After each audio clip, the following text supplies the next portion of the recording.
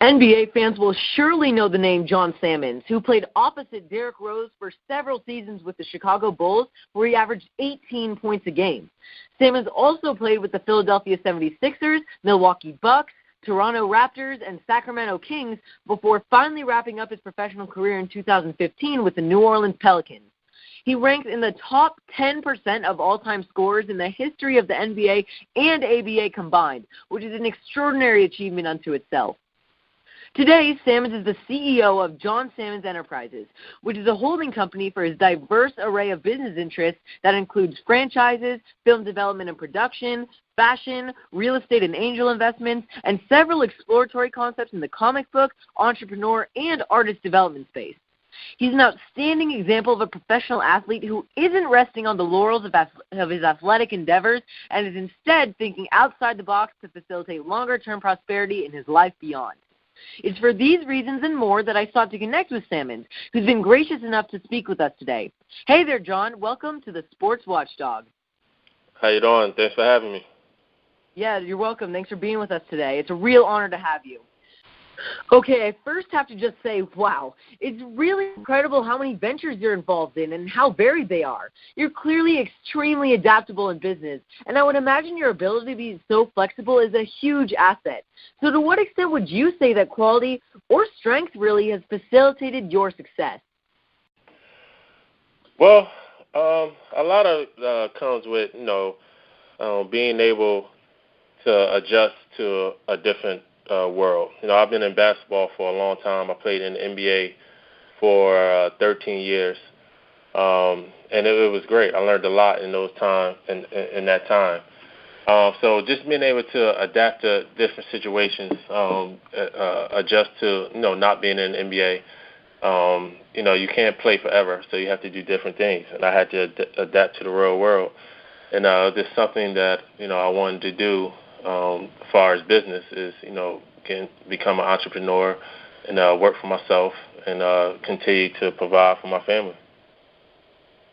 Yeah, that's all really great. I know adjustment is a really key concern for professional athletes in particular. So here's another thing that I do find really interesting. I've heard you referred to as a social engineer and that you only get involved with businesses that positively impact society in some way. So what would you say to those who might think you're needlessly setting limitations or boundaries for yourself? Well, I would say shame on them, because it's always good to have morals. I feel like if you have standards and morals, then you're on the right path.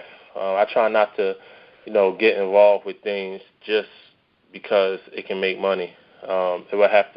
Anything I get involved with have to be positive, not just for myself financially, but it has to be purpose-driven.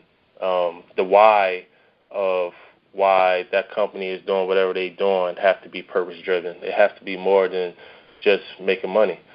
And I believe if all entrepreneurs think that way, we can all make the world a better place.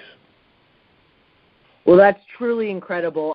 So I do personally think your commitment to being cost-conscious is commendable. And on that note, if an aspiring professional were to learn from an example that you've set at any point in your career, either on or off the court, what would you hope for that to be? Just having standards on what you're doing. Just having high standards. Just don't just do things just based on money. Even the NBA. A lot of guys, they want to make it to the NBA, just for the money. And those guys, they don't really make it because it's bigger than that. It's bigger than money. It's bigger than fame. It's bigger than all those worldly things. So just expand your mind more.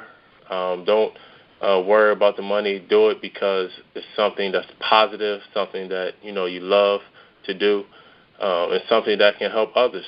If those things are, if your business doesn't do those things, then I wouldn't be involved in it. Yeah, and speaking of the NBA, thinking back to your time spent in the league specifically, what would you say is the most impactful thing you learned about business or life in general from that experience? I think it's just relating to different people. When you've been in the NBA as long as I have, you run into a lot of different types of people, a lot of different personalities. And you learn how to work as a team. You learn how to become a leader. So you learn how to follow. You learn all these different tools, and you can use that in business. You can use all those different things that you learn just by all the different people that you come in contact with, and you can take that into the business world and be successful off of all those things you learn in the NBA. Yeah, and now with these lessons in mind, I've heard about this concept of yours called the power of the pivot, which is used as a metaphor relating to one's quest for success. So can you tell me what this is all about? Well, in the NBA, I mean, in basketball, the pivot is a technique that calls for, a player to move in any direction while keeping one foot in contact with the floor. So just like in business, you have to use that same technique. Success in life is about your ability to change directions and staying grounded with all the morals and standards that you learn throughout life. And now you keep that one foot pivoted, and while your other foot is moving in different directions, doing different things, you're always grounded with your morals and your standards. Even though you're dealing with different businesses or different people, you always have that one foot grounded in your morals. So whatever you do, whatever avenue you go into, you always have those standards and those morals. So you never go in a direction that's not quite where you want to be, because if those standards and those morals is not up to your standards and morals, then you won't go in the wrong direction. Yeah, that's a really good point. I really like what you said about having to be able to change directions. That's really important. In doing my research on you, I also did read a bit about something you call your 3D growth model, with the D's pertaining to desire, diversity, and discipline. So why did you develop this concept, and does it apply to anyone, whether that be a high school student, an athlete, or a business person? It definitely applies to anybody. That's just three things that, when I look back on my career and when I look back on my life, those are the three things that really helped me become the person I am. It helped me to, become the NBA player that I was for 13 years. It helped me become a father that I am. It helped me become a mother. So just having that, first that desire to, love the game, love basketball, love what I'm doing, and just, being willing to, be married to basketball pretty much. Even when things got difficult, I never wanted to give up, because I had that desire to keep pressing forward. And that's where the discipline comes in. I had to have that, that tunnel vision of, this is what I wanted to be.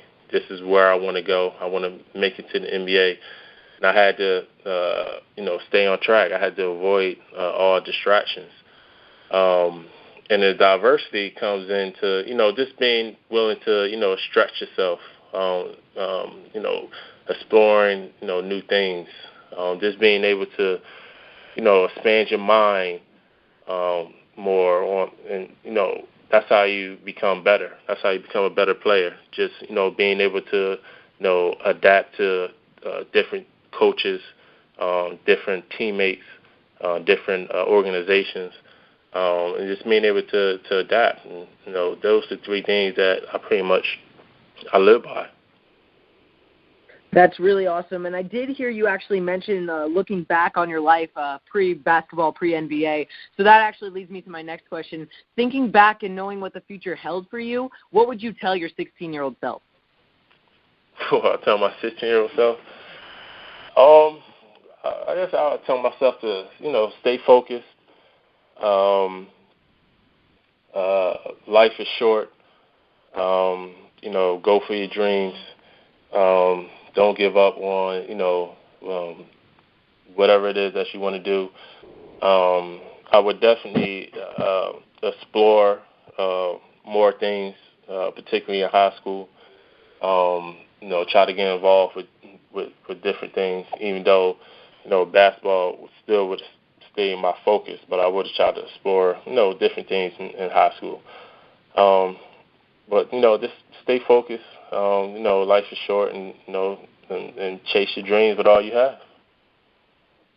Yeah, and it seems as though you've really achieved your dreams both in the NBA and out in your for John Salmons Enterprises. So you've clearly put a lot of time and brain power strategizing your approach to business, which is a lesson for all of us since success certainly doesn't happen by accident.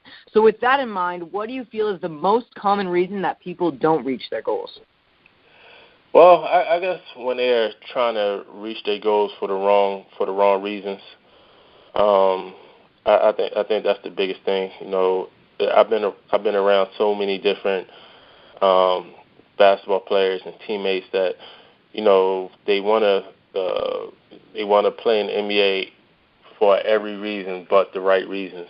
Even they just they're looking for all the fame, or they're looking for all the money, or they're looking for the lifestyle that the NBA can bring. And they so focus on that stuff that they lose focus on what it really means, to play in the NBA and be an NBA player, and they lose touch on that, and they end up not making it. Or if they do make it, they get caught up in all those different things, and they're out of the league pretty fast. So I think just try to pursue ventures for the right reasons. Not just for money or fame. Yeah, that's very good advice. Thank you for that. Well, I do have to say that I learned some really great things from you today that I know I can apply to my career ahead. So thank you for taking the time to inspire and enlighten us. I really appreciate it, and I'm sure the listeners do as well. All right. Thank you. So that's it for today, gang. And as always, anyone who wants to connect with me, the Sports Watchdog, on Twitter can do so at @sportswatchdog. So until next time, keep your eye on the ball.